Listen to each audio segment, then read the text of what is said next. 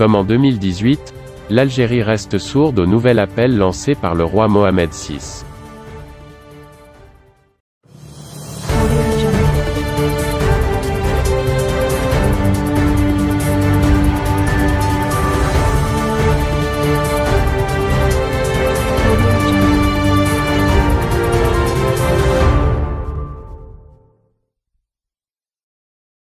Si l'appel du roi Mohamed VI, pour tourner la page des différends n'a pas encore fait réagir le pouvoir en Algérie, la presse du voisin de l'Est a remis en doute les intentions du royaume et rappelé les derniers incidents, dont l'appel à l'autodétermination de la Kabylie et le Pegazugat.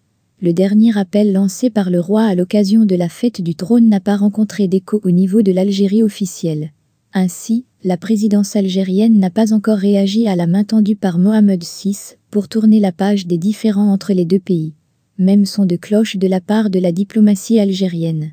Son chef Rantan Lamamra s'est envolé vers le Caire pour réitérer la détermination de son pays d'accueillir l'édition 2021 du sommet de la Ligue arabe, après que le report de la précédente rencontre, prévue à Alger en 2020, suite à la pandémie du nouveau coronavirus. Le ministre algérien des Affaires étrangères s'est ensuite rendu à Tunis pour rencontrer à nouveau le président Kais Saïed.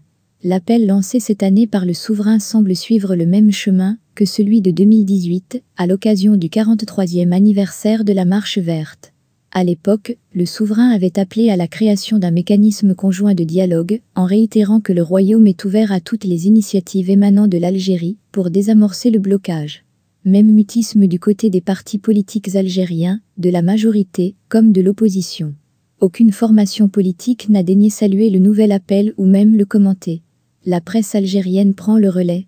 Une absence de réaction qui laisse place à 2 tribunes publiées successivement, dimanche, par le média algérien Echorouk, connu pour sa proximité avec les généraux algériens.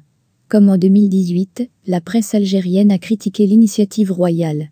Ainsi, la première tribune a choisi d'évoquer les pratiques hostiles et quotidiennes du Makzan à l'égard de l'Algérie. Intitulé Makzan, les canines du mal derrière le sourire de courtoisie, le texte pointe une tentative d'embarrasser l'Algérie devant les pays arabes, en rappelant la sortie médiatique du représentant du Maroc à l'ONU, Omar Hilal et son appel à l'autodétermination du peuple kabyle, ou encore le fait que le royaume serait la source de 97% des cyberattaques visant les sites algériens. Si le Maroc veut travailler sur la base de la confiance, du dialogue et du bon voisinage, comme indiqué dans le discours de Mohamed VI, alors les conditions de l'Algérie, selon notre propre évaluation, sont connues, estime son rédacteur qui ne manque pas de citer, parmi elles, le respect de la position de l'Algérie sur le dossier du Sahara occidental. La deuxième tribune s'est interrogée, pour sa part, si la position du Makzan vis-à-vis de l'Algérie est un choix stratégique ou une tactique de circonstance.